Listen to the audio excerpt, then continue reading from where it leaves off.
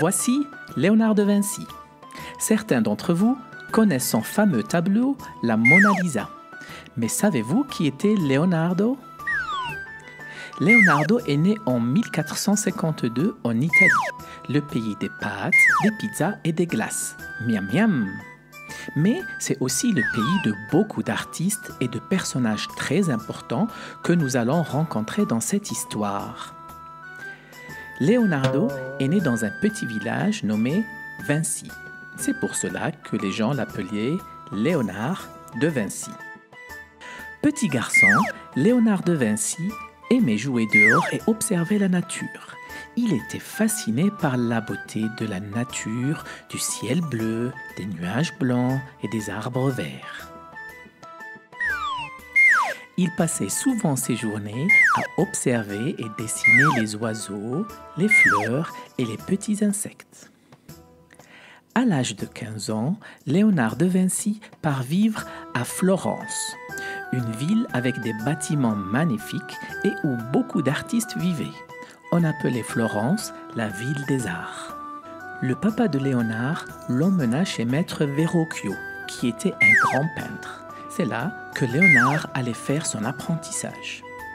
Un jour, maître Verrocchio demanda à Léonard de dessiner 2 petits anges sur un tableau qu'il était en train de réaliser. Léonard avait peint les anges tellement bien que maître Verrocchio en était jaloux. La légende raconte que maître Verrocchio a alors cassé son pinceau et qu'à partir de ce jour, maître Verrocchio n'a plus jamais voulu faire de peinture.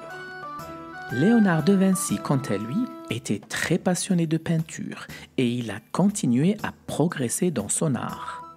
Léonard aimait tellement peindre qu'il a inventé une nouvelle technique de peinture appelée le sfumato. Cette technique consiste à peindre des dégradés de couleurs des tons clairs vers les tons les plus foncés.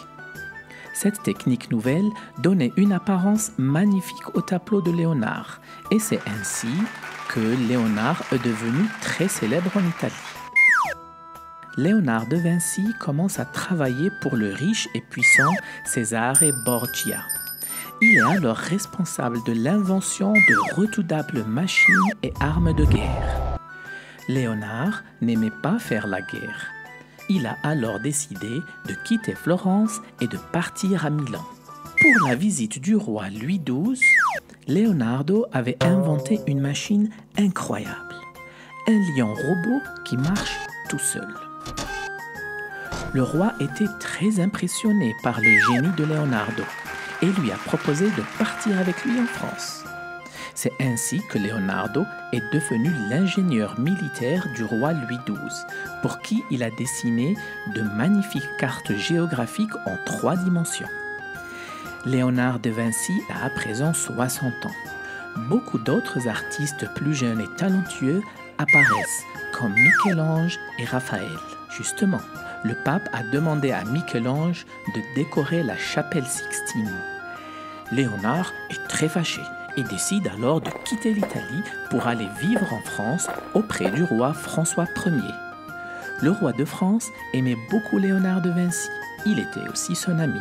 Il lui a offert un château et beaucoup de moyens pour réaliser toutes ses idées et ses inventions. À cette époque, Léonard aimait beaucoup faire des recherches scientifiques. Leonardo a par exemple pensé à inventer des machines qui volent, un parachute, et il a même étudié le corps humain et la médecine. Aujourd'hui, la Mona Lisa ou la Joconde est le tableau le plus visité au monde dans le musée du Louvre. Nous avons appris ensemble un peu plus sur la vie de Léonard de Vinci.